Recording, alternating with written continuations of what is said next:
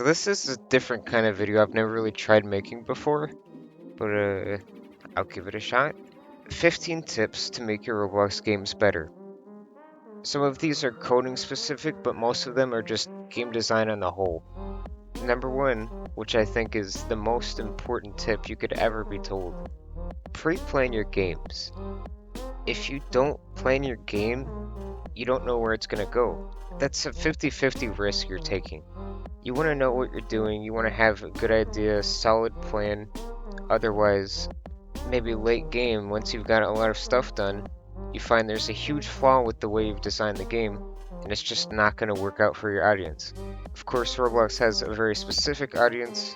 Most of the people who play it are kids, like 6 to 10 range, but there are other audiences you could still focus on.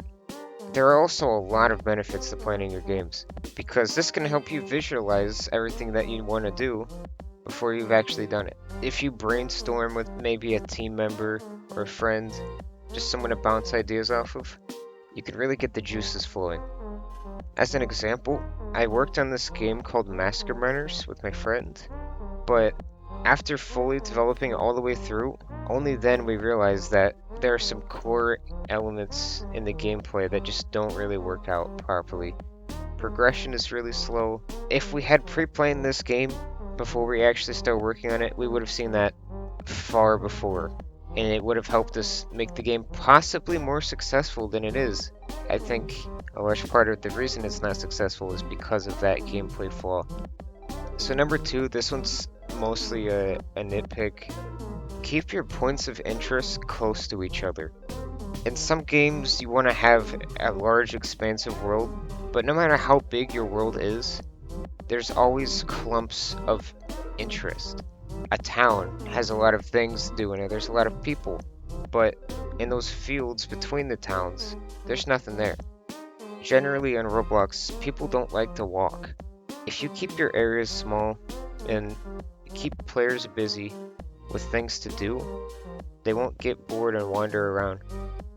Tip number three, don't fill the entire screen with menus, please.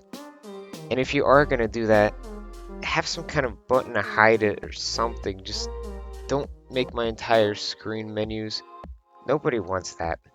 It's relieving to play a game that doesn't have menus in your face. Even if the menus are just tucked away behind a button, that's so much nicer. I want to be able to see the game. This applies to any game, please. So this one's kind of uncommon. Nowadays, I think most people would use Discord to do this. You want a way for players to give you feedback, even if it's just through Roblox chat or something. You need some way to get feedback from whoever's playing your game. This is your best shot at improving the game. People will tell you their complaints, not always 100% accurate, but take them into consideration. People will give you ideas. Again, don't take every idea, it would overwhelm you so fast. Just consider them. Don't pay too close attention to it, because some people just complain and some people just want the game to have everything in it. This one's not that common in most games because they're kind of simple. But if you have a complex game that people can't pick up and just understand how to play it, please make a tutorial. It's not that bad. It sounds a lot more scary than it is to actually make, but it's really not that hard. Maybe even just a little piece of text that tells you what to do. You don't want people to be deterred by not knowing how to play a game. If they join, they should know what to do. They shouldn't have to figure it out unless it's a puzzle game. You'll be losing out on a lot of people because most people aren't going to stay and try to figure out your complex mechanics. That's another problem in Masterminders. We tried adding a tutorial, but most people skipped it, and they regretted it. So, also have a way to redo the tutorial, because someone's going to skip it and be like, I would play the game. Number 6, another nitpick. Don't use twin service on the server side. This doesn't always apply because if your game runs smooth enough, you can get by without having any problems. Use twin service on the client side. It will save you a lot of jittery, sloppy movement. Not only does it look smoother on the client, It's better for your server because it doesn't have to replicate all of those tiny precise movements that it's doing during the tween. This is mostly an optimization. Number 7. Use R15. Of course you don't have to, and it doesn't apply to every game because there are legacy games, sometimes you want a game to feel old. If you use R6, people don't get to use their animation packs, or they don't get to use their true scale that they have set in their R15 avatar. They don't get to use emotes. There's a lot of things people buy and they want to use them. I get it if you have a hatred for R15 and its buggy collisions, but most people don't care about that. Most people want to use their emotes. Number 8, avoid using loops and code. This is just for programming, but loops. It's exactly what it sounds like. You just have something run itself over and over and over again. It's bad because you don't always need that to be running.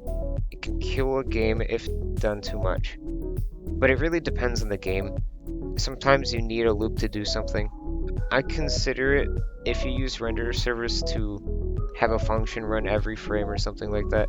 That's pretty much a loop. And if you're going for crazy optimization, if you're doing loops, try not to have that many if checks inside of a loop. Even if using a loop would be easier to solve a problem, there's a better way to do it. And it could save your game. A certain game I made a long time ago, called Bone Sword 1, really suffered from lag just because of how many loops it had. Number 9, another code nitpick, but this one can save you a lot of organization. Use module scripts. If you already use module scripts, you're going to hate this rant, because you've probably felt this and heard it a million times.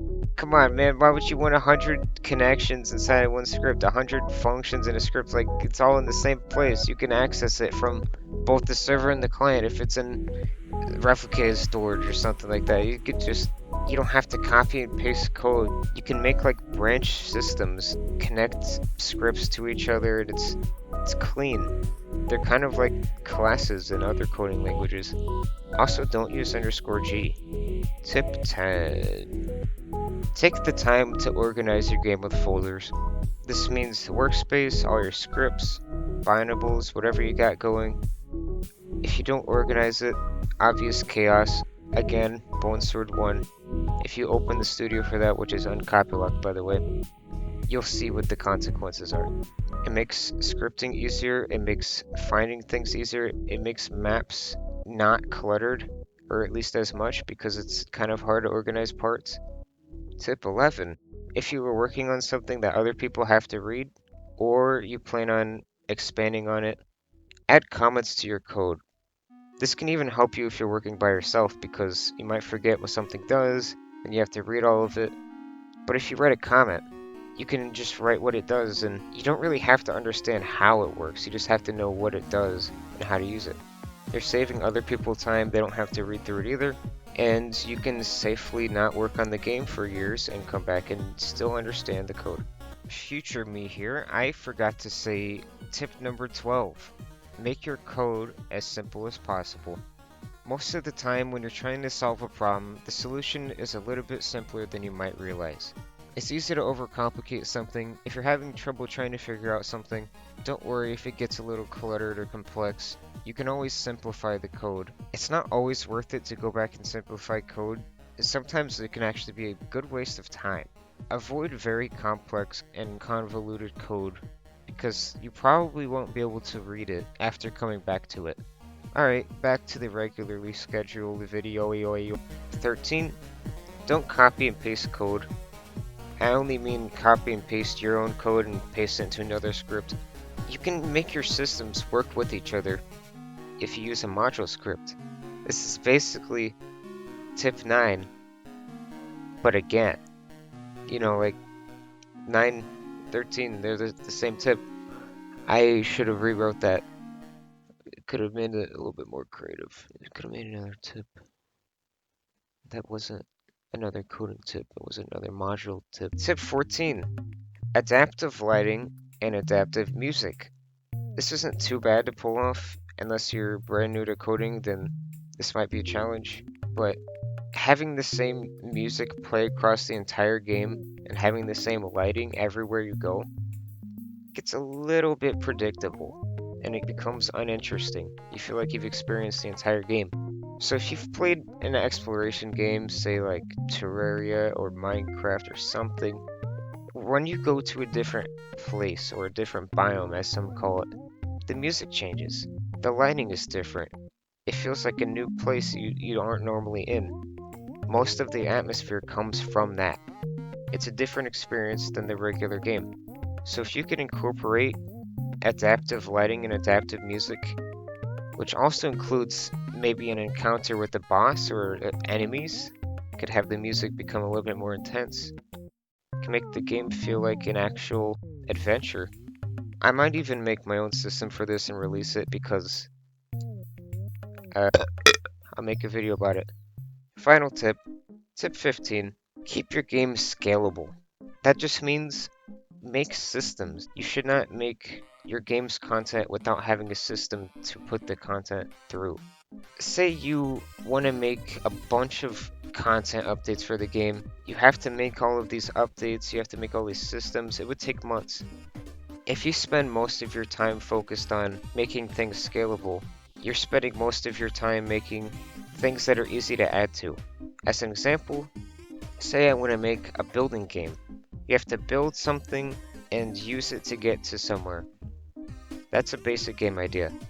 Now I could just go and make it so that, oh, here's a bunch of pre-made blocks that you can build with, and here's the end, go crazy. It's probably a better idea to give everything its own customization, like make a block system where all blocks have their own attributes, maybe have their own modules or functions that they can run, and now you have a system where you can just add things without having to write hundreds of lines of code just to add a new item. What if I wanted to add a death laser that can destroy the entire map? When you're making something, assume you will make it a lot bigger. Don't assume this is going to be a small side system or something. You're probably going to add a lot of stuff to it. You want to support that. Make it easy for yourself to update. Anyway, that's all the tips I could come up with. Had some help from friends, and we thought these were the most important things that needed to be said. And of course, these are only our opinions. We don't think facts. Hope that helped, and I'll see you another time. I'm gonna go in my cup.